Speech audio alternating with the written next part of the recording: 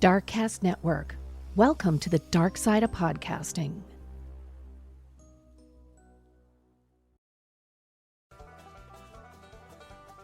Pull up a chair and sit a spell. Here at Mountain Murders Podcast, we're pouring straight from Pappy's jug and spinning true crime tales from deep in the hollers of Appalachia to the bustling cities up and down the East Coast. It's hooting, it's hollering, it's murder with a side of the alternative. Woo!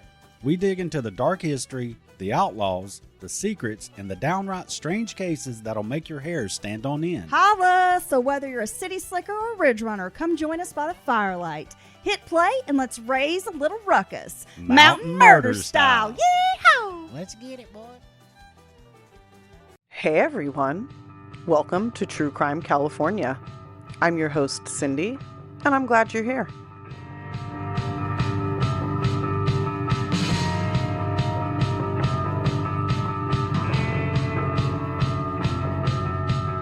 Hey guys, it's Cindy with, I almost said where I work right now, with True Crime California. It's after Christmas. It's the day after Christmas. Sorry this took so long. You can probably hear that I'm stuffed up. I'm sick again. Your girl is always busy and always sick. That's really fun for me. But I promised a second episode in December. It's the least I can do. I gotta do at least 2 per month. So here we go. I was saying, I'm gonna do a Christmas theme, whatever. I'm not. I lied. I'm sorry. I'm actually doing one that came up when I was hanging out with my significant other, and we were talking about skateboarding, and it reminded me of a murder that happened here in California that really rocked the skateboarding world in the early 90s. And now at that point, I was pretty young. I wasn't really old enough that I was really entrenched in skateboarding culture. But as I got a little bit older, and especially as my older brother, who's 7 years older than me, really got into skateboarding, this story became something of terrible, but legend within the skateboarding community. I think I actually covered this on Twisted Listers, but a much more truncated version as per usual. So I wanted to cover this case, here because it's a California case. It's always interested me a ton. I thought I knew it super well, but getting into the details has really made me sort of change my mind about a lot of what went down. I had a different kind of feeling about this guy until I did this deeper dive. And I'll admit it, it's weird to admit that my mind has changed about him. But anyway, I grew up in the 90s. I was born in 1983, so the bulk of my memorable youth was in the 90s, and a huge part of the 90s and my young life, especially was skateboarding and skateboard culture, especially since my older brother was super into it. I skated as well for a brief moment, and then I fell on my elbow, and I still have a scar, and I was like, oh, cool, that sucked. I'm not doing that anymore. So that was kind of the end of that for me. But anyway, all my friends were skateboarders. Just, skating is a huge part of the history of California, and especially Southern California. Skateboarding was sort of born here, and I believe to this day, it's kind of California, and especially Southern California, is sort of the hub for skateboarding. And as everybody may know, at this point, skateboarding is like an Olympic sport. So it has come a really long way. When I was young, people used to get in trouble for skating.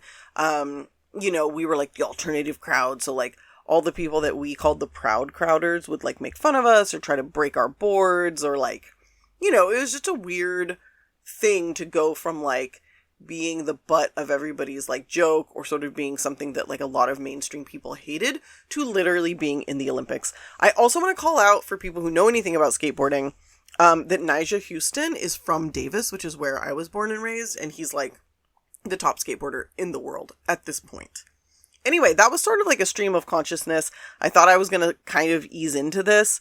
So I'm going to step back for a second and say shit's been cracking off in California and it's really fucked up. The murder of Rob Reiner and his wife really actually hit me pretty hard. I really love Rob Reiner. He's made so many amazing movies. He was in All in the Family, which was a groundbreaking show that really confronted a lot of topics that were very taboo at the time the show was out. So he's always been a bit of a trailblazer where kind of leftist thought and ideology kind of it was not something you talked about, and he always talked about it. Now, was he a rich white dude who was essentially a liberal? Yes, he was, but I still think that as far as mainstream goes, he was very much to the left of what people are comfortable with. And I think that's really cool that he was outspoken about a lot of things that other people wouldn't touch. And I think that, you know, it's really tragic what happened, and I really hope that people hold their judgments, because his son was obviously extremely mentally ill. And, you know, I think that we're such a punitive society that people immediately are like, string him up, kill him, death penalty. And it's like, dude, this kid had issues. And I call him a kid, he's like in his 30s, but like, this person had issues his entire life that a lot of were outside of his control. You know, his family had endless resources. So if they couldn't help him, then it's very likely that he was having a lot of trouble finding good help to help him get better. So that's really fucked up. And then just a couple days ago in Stockton, a bunch of children were killed in a mass shooting at a fucking birthday party. It's just, the world is crazy. Let's hope that 2026 is better than 2025, but I feel like every single fucking year I'm saying, let's hope this year's better than the last. And it's like, are the years getting worse? Is it just me? Something's got to give. Something's got to give. Hopefully the holidays were great for everybody and you guys are all enjoying time with family that you don't hate. Hopefully maybe some new gifts. Hopefully some community service, helping others, doing good. Anyway, I just want to call those things out because they're really fucked up. So back to what I'm going to cover this week. I am going to cover the story of Mark Gator Rogowski, a trailblazer in the world of vert skateboarding, a poster boy for the counterculture surrounding skateboarding that remains to this day, and also a stalker, a rapist, and a murderer. So he is proof you can be a lot of things all at once. And I think, again, because of the first things that he was, people's perception of him was different than it needed to be, and mine definitely was, especially learning about this case sort of after the fact. So anyway, gonna cover this story. Let's just get into it, huh? Also, it's raining super hard in LA and has been for like a few days. And my mic is picking it up as like white noise or almost like gray noise. Like it's pretty loud. So I'm trying to edit it out. But if you hear a little bit of like shh sound, that's what it is. Sorry. My mic is too hot. All right. So here we go. Mark Gator Rogowski was born in Brooklyn, New York on August 10th, 1963, but moved to Escondido, California at the age of 3 after his parents divorced. Escondido is near San Diego, so definitely like Southern California, near the beach and near the heart of the skateboarding and counterculture movement at the time. Mark had a pretty okay upbringing. He and his mom were close, but one important part of his childhood was the complete lack of his father's presence. Basically, once his parents divorced, his dad disappeared entirely from their lives. I'm not sure exactly what his mom did for a living, but I do know she was a single mother for much of his youth, and the family didn't have a ton of money. He did have a brother. He does have a brother. So when his parents divorced, his mom and his 2 brothers moved to Escondido, which is like very, very northern San Diego County, like almost like Orange County. And she raised them as a single mom. And I don't believe she had like a really high paying job. I think they struggled. As a result, Mark often felt like an outcast in his youth, despite being a gifted athlete and even playing Little League in his younger years. At the age of 7, he picked up skateboarding. And by the time he was 12 years old, he was already on a skate team. So even like he played Little League and he was great. Like he was really athletic, but it didn't fit his vibe. Like he felt like an outcast. And then he finds skateboarding and he finds his people. He finds his culture, and within a few years, he's on a team. So you can see, like, he found his place. So this was a huge thing for him, because growing up without a father, without sort of a community, and then finding that, it really shaped who he was.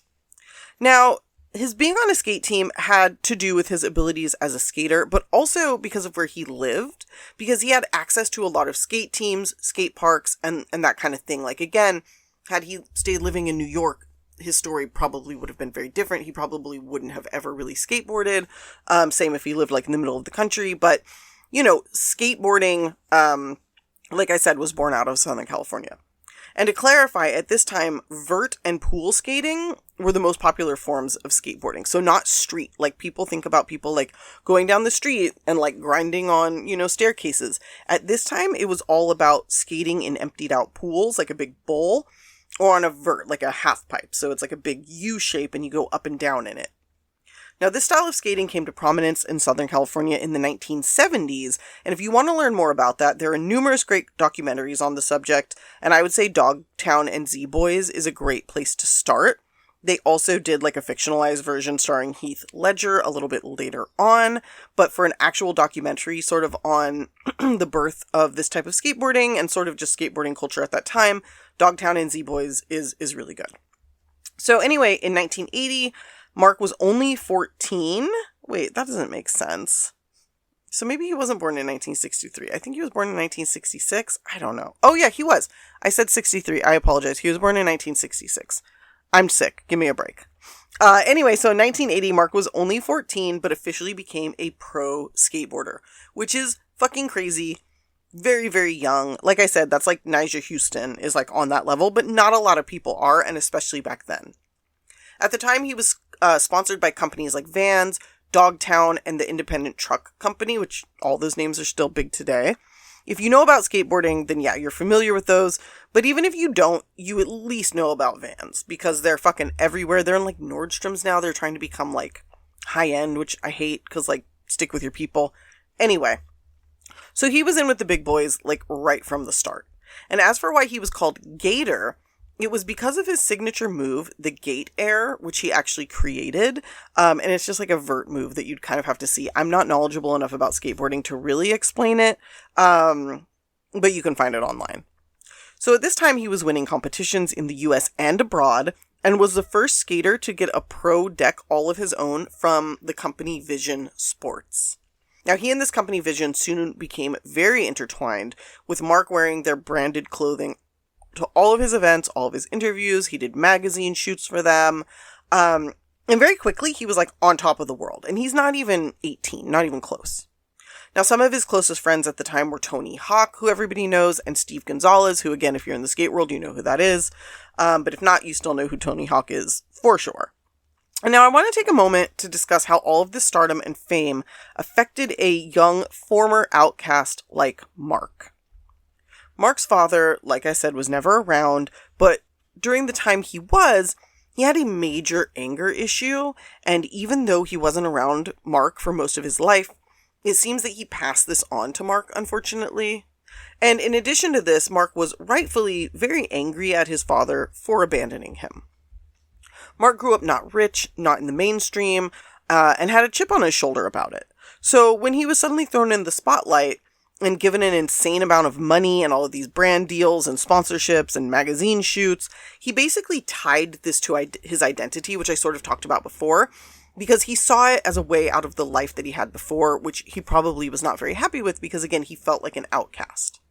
Now, this is speculation on my part, but it's what I've kind of taken away from interviews with him, from interviews with his friends and family, and this really great documentary called Stoked, The Rise and Fall of Gator, which I watched in preparation for this, but I also did a ton of reading. I read about his case. I listened to interviews with him. So sort of just knowing his story, it really feels like he went from an unhappy, outcast, obscure life to the fucking it boy of his generation and of this new thing, this skateboarding that was becoming the most popular thing in the country, really. So he really leaned into his fame, probably a little bit too much, in fact. If anybody is a contemporary skate enthusiast, you'll know what I mean. I've already mentioned Nyjah Houston, but he sort of reminds me of Mark Rogowski, not in the murdery way, of course, but in the sort of cutting loose and going wild part of the sudden fame given to him. So if anybody knows about his story, it's sort of the same thing where they just kind of find this fame and they cut loose and like they're like the bad boy, sort of. I think Nyjah's sort of calmed down at this point. Luckily, he did not go the way that Mark went, but anyway, we'll get there. So anyway, Gator was super into this skateboarding superstar lifestyle. There's a ton of interviews with him where he comes off as like super pompous and honestly kind of like douchey, to be honest. But I also have empathy for him because he didn't have a great childhood. thanks to his asshole dad. And again, a lot of these interviews are happening before he's even 20 years old. So he's not like an adult who's had time to like go back and reflect and like really grow as a person. But at the same time, lots of us had a crappy upbringing and never had this fame. So my empathy only goes so far. But it is, crazy to be so young and so famous with very little guidance. So I will give him that. Of course, as you might imagine, Mark became and was known to be a crazy partier and would drink far too much at most of his parties and after events and things. His friends recall many days and nights where Mark would start drinking and the next thing you know, he's naked. Skating naked, running around hotels naked, making silly videos with his friends naked, and these were posted everywhere for people to see, and his fans ate this up. Like I said, he was sort of the poster boy for this bad boy skater image, and his antics were matched by his skating skill, making him more and more famous. Other pro skaters in interviews talked about how fans were like rabid for Mark, ignoring all of their skaters to swarm to him like he was a rock star. Now, besides all of this, I want to call out that Mark was really, really good looking. Like, I can't lie. He was very attractive and would often skate shirtless because he knew all the girls loved it. He was a bit of a ladies' man, but he also seemed to have a lot of girlfriends, so more committed than maybe his image portrayed. He had a girlfriend from high school, and they were pretty serious, but after they broke up, he had a string of like sort of quick flings and micro relationships, and famously went on 2 dates with Patricia Arquette, who later admitted that he was gorgeous, but something about the way that he kissed her put her off. So after their second date, she never called him back, and it's probably a good thing. Pretty soon after this, he met a young girl named Brandy McLean.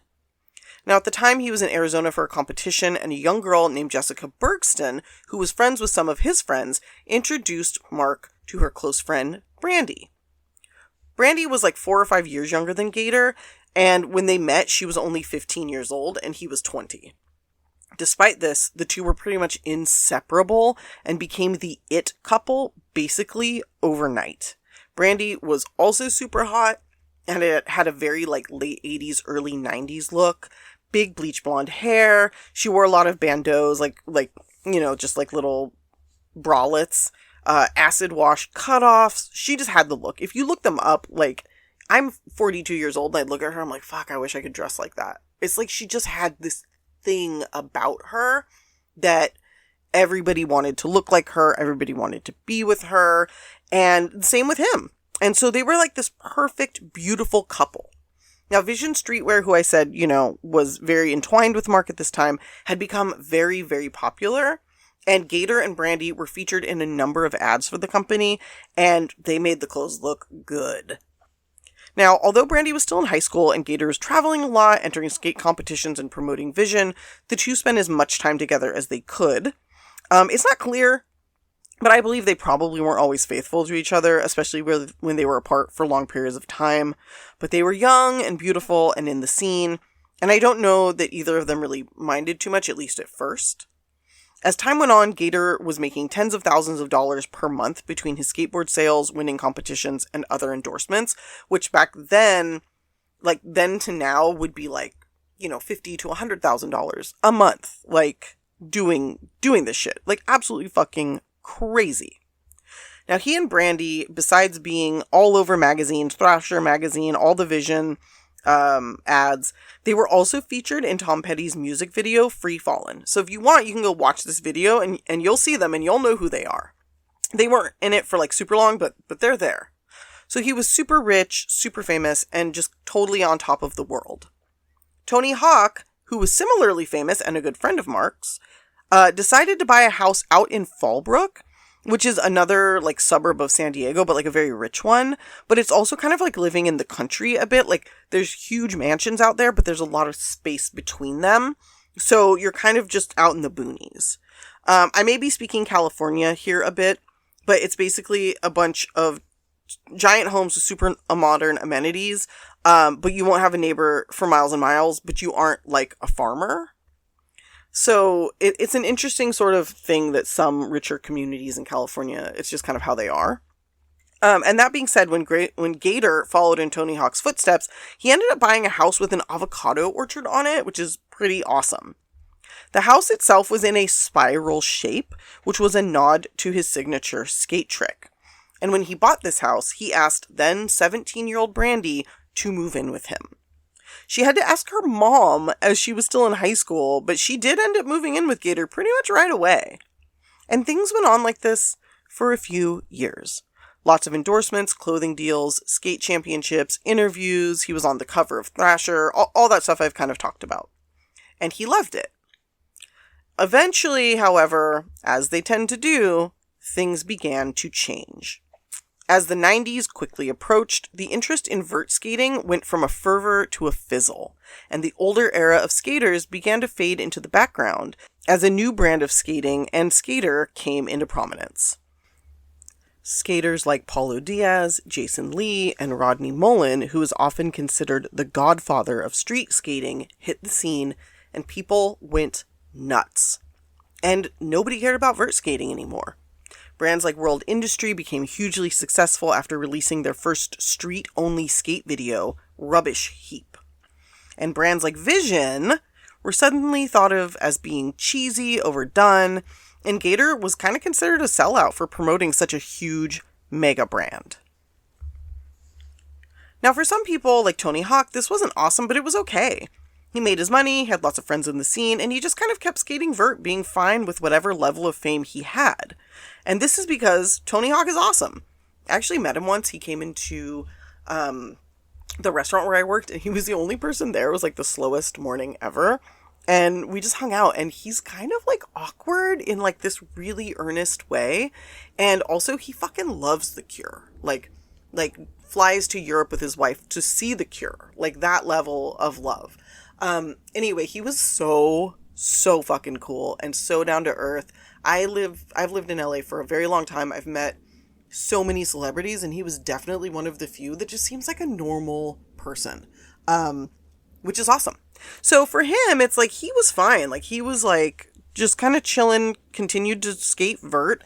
Obviously it came back into popularity. Again, we've got the Olympics now, and Tony Hawk has his own fucking video game, a bunch of them, I guess. So some skaters weathered this, and we're just kind of like, it is what it is. But for someone like Gator, who once said with no sarcasm whatsoever that his entire identity was skating, and that if he couldn't skate, he'd die, this shift felt like the end of his life. So Tony Hawk moved out. I can't call him. I don't know him that well. Tony, my friend Tony. Tony Hawk moved out of Fallbrook, and Gator followed suit once again, moving to an apartment or a condo, I guess, in Carlsbad, California, which is, again, like a northern suburb of San Diego. Gator, always a partier, started drinking even more heavily than normal, and friends noticed that he was really getting out of control around this time. Like, he was really sort of acting out, probably because, one, he was stressed about the lack of fame, and two, he was probably trying to, like, continue to get attention by, like, being crazy and being over the top. He was still skating and competing, and he actually ended up in West Germany, where he got so wasted one night that he fell out of his hotel room and landed on a fence below. Now, this accident mangled him pretty badly. There are photos of his arm and hand with huge stitches and even staples in them. So really, really fucking crazy. And he was in the hospital for a while. Now, there are some articles like, was he pushed? Did his friend push him? Did he jump? Like, he was wasted. I'm pretty sure he just fell. I don't think it was an intentional. It might have been intentional, like, thinking he was going to, like, land safely somewhere. But I don't think it was, like, any sort of, like, attempted murder by one of his friends. I think it was just one of those nights. So he's in the hospital, and when he gets out, he goes back home to Brandy in Carlsbad, and, he's lost. Like, he doesn't really know what to do. And he's very lost and very angry at being suddenly sort of forgotten. So at this point, he decides to change his name from Gator Mark Rogowski to Mark Anthony, legally dropping his last name as he claimed it came from a father he never knew. Now, many people were confused by this because he was still super recognizable with his birth name and the nickname Gator, but I think it was sort of this part of trying to find himself and reestablish himself in the scene. And again, to be honest, like, he was still pretty famous. He just wasn't, like, the most famous person ever at this point. So I think he took it a lot harder than maybe he should have. And the way he acted was a reaction to like his perception of just like being a nobody once again. He also tried street skating, but it didn't go super well. And he had a few run-ins with younger kids where he got a little like violent with them because they were like making fun of him. So not good. Shit was pretty bleak. During his rehabilitation from his fall, he met a former surfer, Augie Costantino. I never say his last name right. Augie lived near Gator and Brandy, and they had a bunch of friends in common, so they started talking and like hanging out. Turns out Augie was a very serious born-again Christian who had suffered an injury similar to Gator's. So in this person, Gator saw the potential for a true friend and a real connection. I guess I should call him Mark Anthony. And because he was so lost, he got swept up in Augie's religion, like, very, very quickly. And I should say I've looked up Augie recently, and he's, like, a very hardcore Trumper weirdo, not my favorite. And I have to tell you, like, when I first read about this guy, Augie, I was like, this guy's trouble. Like, this guy's he's not good. Like, he's taking advantage. I don't like him. And now that I've done more research on him, and now that social media is a thing, because I've known about this case forever, I feel good being like, yep, I was right. That guy's a fucking creep. So anyway, he's suddenly this born-again Christian, and he told Brandy the two of them could no longer have sex unless they got married. Brandy, barely 20 at this time, was completely shocked at this 180 by Mark. She always thought they'd get married, but she never thought he'd become a religious zealot, nor that he'd refuse to sleep with her outside of marriage. She once said in an interview, quote, "We were madly in love, puppy love. We went from having sex 5 times a day to not having any." Which, as you can imagine, is pretty crazy and pretty shocking. Also, 5 times a day is also pretty crazy and pretty shocking, but I guess they were young. So from here, the two begin fighting, and they're fighting more and more, and, you know, this isn't exactly new that they're fighting, but they're just fighting more than normal. But kind of going back to what I was saying about this not being new, Mark was, like, extremely jealous and insecure, which isn't really surprising, and pretty often he would let his insecurity take over, and would accuse Brandy of all sorts of things, wouldn't want her to leave the house wearing certain clothing or go out without him. So this was like a long-standing issue. You know, the things that made them the it couple were only okay with him if he was there to, like, supervise her, which is kind of crazy. But now, things get even worse than that, as Gator seemed to be spinning out in every way possible, and when you throw in a dash of religious fervor, things can get bad real quick. So pretty quickly, by late 1990, the two had split up.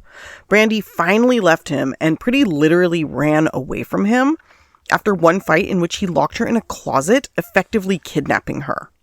Now, after she moved out, things only got worse. Mark began calling Brandy regularly, threatening her new boyfriend, because she did move on pretty fast, as young people tend to do, and eventually he began full-blown stalking her. And he did all this while claiming to be a born-again Christian, which is not as funny as I wish it was, because it seems almost too perfect a combo. But anyway, at one point, Brandy came home and found that somebody had been in her house. A ton of her clothing, jewelry, and other belongings were missing. And when she went into her garage, she realized that her car was gone. She reported the items missing, noting everything missing had been given to her by Gator. And a few days later, police called her and told her the car had been found in the desert and that it had been lit on fire with all of the missing contents inside. Unfortunately, there was no proof that Mark had done this, and because it wasn't like he didn't hurt her, I don't know, it's weird. There was just inaction on their part because they're like, we can't prove that he did it. You're not hurt. The cops just don't give a shit. I mean, that's basically the long and short of it. I hate to fucking say it. At one point, you know, like I said, Mark's leaving a bunch of threatening messages on her phone. This I could not verify, but I did read it one place, that he left a message where he told her that he should beat her, rape her, murder her, and dump her in the desert. Now, again, I cannot verify that. I did read it somewhere, but I never heard it in any interviews with her, so it seems a little suspicious, but I did want to call that out because he later admitted that he had in fact planned to kill Brandy when they met up. I think they were like exchanging items or something, but for whatever reason, he didn't end up going through with it. So very fucking scary shit. Again, luckily he didn't do anything, but shit is definitely escalating. And shortly after all of this went down, Brandy's close friend, Jessica Bergston, who actually, as I noted, introduced the couple to each other, hit Mark up as she was in town and wanted someone to show her around San Diego. I find this interesting because, according to everybody, like, Brandy and Jessica were super close, and I think at one point they had been, but according to Brandy later, she said that they actually hadn't really spoken in quite a while, which makes sense, because if they were super close, Jessica would have known what was going on between Mark and Brandy, and I don't think she'd be hitting him up to, like, show her around. So she knew the two had broken up, but she didn't have any other details about what was going on. So when people are kind of thinking about this, like, why would her close friend, like her best friend, hit him up to hang out knowing he's a fucking stalker? Well, she didn't know. They weren't actually that close at this point, but in Mark's head, they were close and they were, you know, kind of the same person in a way. So anyway, kind of not knowing what's going on, Jessica hits up Mark and is like, hey, you want to show me around San Diego? And he's like, yeah, I'm happy to do so. And the two met up on March 21st, 1991. They spent the day together with Mark kind of showing her the sights, hanging out, and they just had like a really nice time, actually. They then went back to his apartment in Carlsbad to drink wine, smoke weed, and watch a movie. Now again, Mark is a born-again Christian. He's not supposed to be drinking and smoking and doing all of these things, but he willingly does it. He doesn't tell Jessica, like, I don't want to do this. This isn't who I am. He just does it. So in my mind, I'm wondering, like, did he know all along where this was going? Was he just sort of like letting things happen? Like, it's really hard to say because he had become like clean and sober, as they put it. You know, no sex, no drugs, no drinking. And yet here he is with his ex-girlfriend's friend drinking, smoking weed. You know, so very interesting lead up here. Because to me, like, this is a hookup date, but apparently that's not what Jessica had in mind. And around 1 a.m. she told Mark, you know, I'm tired. Can you take me home? And he's like, yeah, I can do that, no problem. So he goes downstairs, presumably to start his car. But instead, what he actually does is he went into his car and took out what is called a club, which for anybody who doesn't know is like a lock. It's like a big heavy car lock that's made out of plastic coated metal. And this is something that people used to put in their steering wheel to make it so you can't turn it so that people can't steal your car. It was a very like 90s thing. Actually, like everybody I knew, like when we started driving, like had one, and it was very strange. But anyway, so he goes and he gets this lock, and these things are fucking heavy. They're like heavier than like a hammer, right? They're all metal. So he takes this thing and he comes back upstairs and he is behind her. She's sitting on the couch and he comes up behind her and he hits her on the head with this fucking club repeatedly. He later said it was 3 or 4 times. Now this was enough to knock her unconscious and also to make her bleed profusely from her head. Now while she's passed out bleeding, he drags her upstairs to his bedroom. And at this point she regains consciousness.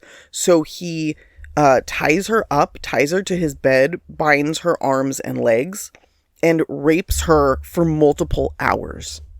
Now, this entire time, she's screaming, she's begging him to stop, you know, and he's obviously not listening. He's beating her while he's raping her. So does this sound familiar? Does this sound like what he promised Brandy he'd do to her? And again, I can't verify that's 100% accurate, but like, if it is, this is even more fucking terrifying because this is clearly planned. Now from here, after literally like 4 or 5 hours, like all night, because, you know, Jessica's making so much noise, she's screaming, she's in pain, she's terrified, and Mark was afraid his neighbors would hear, he decided the way to shut her up was to stuff her into one of his surfboard bags and zip it up around her. Now through the bag, she's still screaming. I mean, this poor girl is absolutely fucking terrified. And she's telling Mark, I can't breathe, help me. In response, Mark takes his hand and places it over where her mouth is on the surfboard bag and suffocates her and fucking kills her. Her last moments are claustrophobic and terrifying as Mark suffocates her inside of a surfboard bag. After Jessica was dead, Mark took her out to the desert and dumped her body. He took her to a very remote area and dug a shallow grave, because of course he did. He then dumped her there, went home, and cleaned his house as best he could. He cleaned the bloodstains from the walls and the flooring from the initial attack. He also disposed of the surfboard bag, and I think cleaned his sheets and just basically did what he could to cover everything up. The very next day, Jessica was reported missing by her father, who was aware she had been or was supposed to be hanging out with Mark the day prior. Mark, of course, lied and said he dropped her off or left her somewhere. There's not a ton of information here, but I did watch an interview with her father where he talked about how he knew Mark was lying. He knew it. And immediately, Mark Anthony Gator was a suspect in Jessica's disappearance. Now, this was immediate, not only because her father told police she was with him, but also because she was friends with Brandy and police knew about Mark's behavior since their breakup. Despite this, there was no body. They had no reason really to search his home, so they weren't really able to do anything. So it was one of those situations where the cops are like, we don't know what happened to her, but we know you're involved, but there's literally nothing we can do because there's no proof that there's nothing. Meanwhile, Jessica's dad is amazing. He's not giving up in finding her, and he begins canvassing the area. And now he's canvassing the area right around where Mark lived. Now he's doing this. He's posting flyers. They have Jessica's face on them, asking people to call in if they hear or see anything. And he's doing this not just because it's around where she went missing, but he's doing it to fucking let Mark know. You know, he knows. And he knows he's going to see these flyers. And he's hoping it's going to eat at him, I'm sure. Now, I really hate that families have to do things like this, but I also love when they do because so often it actually helps them solve the case or find their family members. And I'm going to tell you right now, this does work. This does help. So while this is all going down, Mark is out on the street preaching the good word to kids wherever he can, trying to convert people to Christianity, all while hiding the fact that he's a fucking rapist and a murderer. The cognizant dissonance here is unbelievable to me. His mentor, Augie, who again I do not like, later mentioned that as a part of his turning over a new leaf, yeah right, Mark had thrown away all of his pornography. And he had actually had Augie come over when he did it as sort of like a support person. And Augie noticed that a lot of the pornography was super hardcore. And what I mean by hardcore is not like run-of-the-mill hardcore porn, but like violent porn. Like over-the-top stuff.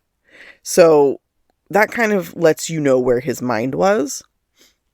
Augie also said that while Mark generally seemed to be in good spirits, there was a point at which the two of them saw one of Jessica's missing posters, and Mark immediately, quote, had to go. So obviously these flyers are messing with him, right? Augie didn't think much of it at the time, because Mark was just like a weird guy in general, but later on this, obviously stood out. Now, Jessica was murdered March 21st, 1991, and by April 10th, Mark was not able to take it anymore. Being the main suspect, even if nobody really knew besides him and the police, seeing her face everywhere he went, with family pleading for information, it finally took his toll. And on April 10th, while hanging out with Augie, he pointed at one of the flyers and said, "See that girl? That's the girl I killed." Which, again, everybody says it that way, and it makes me wonder, like, did he tell Augie that he killed somebody previously, and now he's indicating it's this girl? Because he said, "That's the girl I killed," as if he had already told Augie he killed someone.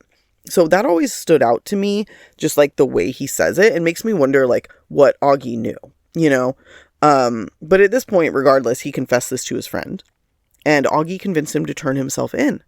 And I believe he first went and spoke with one of their religious leaders who also urged him to turn himself in. And then Mark, pretty much immediately after that, went to the police, told them what happened in full, complete detail. He said he killed Jessica instead of Brandy because they were made from the same mold, meaning the same kind of party girl. So basically he was pissed off at Brandy and decided to take it out on Jessica, who was completely innocent. I mean, Brandy's innocent too, but like Jessica has nothing to do with their crazy relationship, and yet she's paying the price for it. He then took police to the place where Jessica's body had been buried, but weirdly, she was not there. As it turns out, she'd been found by a child out with his family riding dirt bikes in the desert just a few days prior, and she had somehow become so decomposed over only 2 weeks that it was impossible to tell who she was. However, police put 2 and 2 together, and Mark was arrested for Jessica Bergston's rape and murder. After his arrest, he recanted his confession, but at that point it really didn't matter. He tried saying the sex was consensual and that things just got out of control. He was, choking her as part of the sex, and then she just stopped breathing, which is like total fucking garbage. It's the same excuse used over and over by rapist, murderer, shitbags. I've heard this a million times. I'm sure we all have. Ooh, she just stopped breathing. Bro, you had to choke somebody or cut off their oxygen for minutes. Like, it's not an oopsie immediate thing like they show in the movies. And honestly, I kind of love that the movies don't show the reality, because one, that would be egregious and insane. But number two, people don't realize, so they think they can lie like this and people are just going to believe them. And I just love that, because they get caught every fucking time. So luckily, this defense did not work. And Mark Anthony Gator was sentenced to life in prison with no parole for 31 years. He received 25 to life for the murder and a measly 6 for the rape, which is fucking ridiculous. But, 31 overall is decent, because they couldn't prove that it was premeditated. I kind of think it was, now that I've read through everything. But there's nothing to indicate that it was premeditated. Really, I mean, you can say premeditation is like going downstairs and picking up the car lock, but he could also say that he didn't intend to kill her. He just intended to incapacitate her and rape her. So it's one of those weird, like, gray areas. But in any case, he did get 31 to life, which is great. And during his sentence, he asked the Bergston, this is so fucked up. He asked the Bergston family for forgiveness for his carelessness, which was such a slap in the face, as it clearly downplayed his violent actions against Jessica. And to sort of continue that shitbag behavior, a couple of years later, or like the next year, I think 1992 or 93, during an over-the-phone prison interview, Mark went even further into piece of shit land by straight up blaming Jessica for her own rape and murder. He said basically she was a sex kitten predator who forced him into having sex with her against his newfound religious convictions. As a result of her, refusing to take no for an answer, he became enraged and, of course, blacked out during the attack. I mean, seriously, fuck this guy. He's such a shit. And now, this is where I have to say, like, for a very long time, before I did this much research into the case, I felt like it may have been a crime of passion or just some sort of misdirected anger, which it was in a way, and that maybe he wasn't really a horrible person, but I now know better. Mark Anthony Gator has been in prison since 1991, sentenced in 1992, and he first became eligible for parole in 2011, but was denied pretty flatly. He then waived his right for a hearing in 2015, which was the next time he was up for consideration. Then was denied in 2016 with a waiting period of another 7 years before he could even ask to be paroled. That being said, somehow in 2019, the parole board recommended parole, but Governor Newsom vetoed this. The governor of California, he's the governor now, he was the governor then. And I have very complicated feelings about the governor's ability to do this. I don't really like that one person who has myriad jobs can just tell a group of people whose sole job is granting or denying parole that they're wrong. But I also know that parole boards get it wrong a lot of the time. So it's hard for me, because I feel like the governor, if he denies or like vetoes it, it's political typically, more than actually based on like what a prisoner has earned or should be allowed, sort of. Anyway, in 2022, he was again granted parole, and again, this was vetoed by Newsom, which, while, again, I don't love that Gator might get out, I don't think it's okay for Newsom to do this, as he also did this to the Manson women, and I have big feelings about that, which we can cover later. But again, it feels like Newsom only really gets involved in the high-profile cases so that he can look sort of like tough on crime. And it's like if Mark Anthony hadn't been a famous person, he would already be out of prison, because Newsom wouldn't be vetoing it to show his conservative followers how tough he is. And anyway, I have a lot of feelings about Newsom, but we won't get into that. Anyway, weirdly, he had another parole hearing in 2024, and the board denied him. So, which is interesting, but it could have been because they knew it was going to be vetoed anyway. I really don't know. What I do know is that the next chance he'll get will be in 2027, when he's, I think, 62 years old. I do think at that point he will probably be released, but maybe the governor will veto it again, whoever the governor is at that point. I think eventually, though, he will be freed, which I have very mixed feelings about. He has since taken more responsibility for his actions and seemingly has sort of turned over a new leaf, but you just never really know. And his actions were so violent and so random, it still feels very scary and very dangerous. Like, murdering your ex's close friend, sorry, I hit my mic, is such a complicated way to get back at her. Like, it feels very premeditated, really twisted, and just like very fucking evil. He also seems like the type of person who is very easily emotionally overcome with emotion, you know? Like, again, while other skateboarders are like, oh, it's not our time in the spotlight anymore, and just kind of continued living their lives and enjoying the fame that they had, like, this fucking destroyed this guy. Like, how fragile are you? You know, how much of a narcissist are you that this literally ruins your life? So it's a little scary, but we'll see what happens. But, you know, that's basically the story of a handsome, talented young man who's so fucked up that he is also a rapist and a murderer and a stalker and just a fucking turd.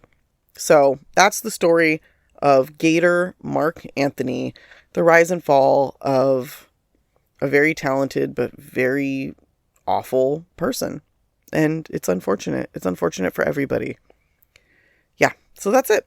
I hope you guys enjoyed this bleak ass story. I know I enjoyed researching it. Hopefully I told it well. I can hear in my voice that I'm so stuffed up, and I'm sorry, you guys. The recording probably sounded a little crazy as a result, but we must continue through sickness, through health. It's like a marriage. I'm married to this podcast. I've made a commitment. I have to see it through. So I'll be back soon with another one.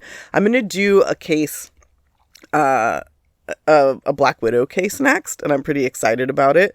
This woman is dumb as a fucking rock, so I can't wait to make fun of her with all of you while we talk about her stupidity and the way she gets caught.